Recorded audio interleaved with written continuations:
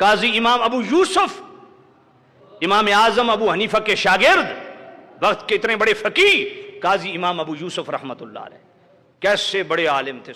جب علم دین پڑھنے گئے نا انتہائی غریب تھے۔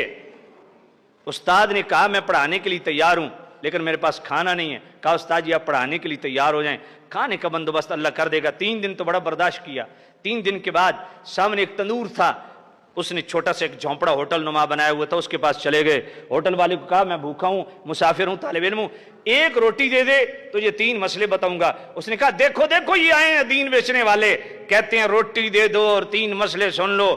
امام قاضی ابو یوسف بڑے شرمندہ ہوئے، واپس آ گئے۔ لیکن دیکھو نا قدرت ہے، قدرت نے وہ وقت گھمایا، وہ وقت بھی آیا کہ قاضی امام ابو یوسف کا طوطی بولتا تھا۔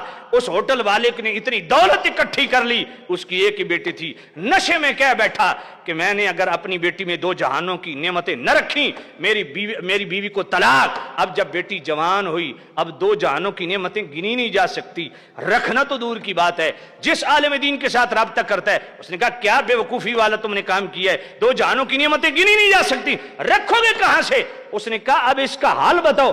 کہا حال ایک ہی عالم ہے اس وقت جو اس کا حل بتا سکتا ہے، وہ قاضی امام ابو یوسف ہے۔ گیا تو قاضی امام ابو یوسف مسند تدریس پہ بیٹھے ہیں، ہزاروں طلباء کا جم گھٹا ہے۔ دور سے دیکھا نا تو پہچان گئے، ہے تو وہی ہوٹل والا۔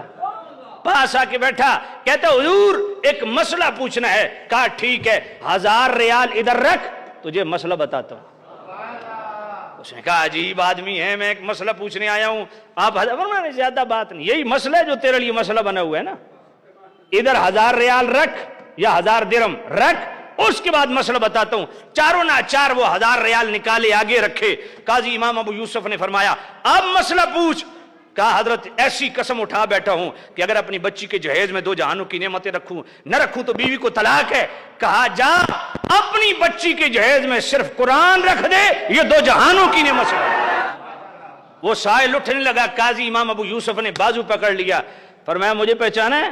کہا نہیں۔ فرمایا میں وہی طالب علم ہوں جو ایک روٹی کے سوال لینے کے لیے آیا تھا۔ فرمایا لے جا یہ 1000 درہم اور دینار، یہ جو تو دھکے کھا پھر رہا ہے نا، اس وقت تک اگر روٹی ایک دے دیتا نا، ان 3 مسئلوں میں سے ایک مسئلہ یہ بھی تھا۔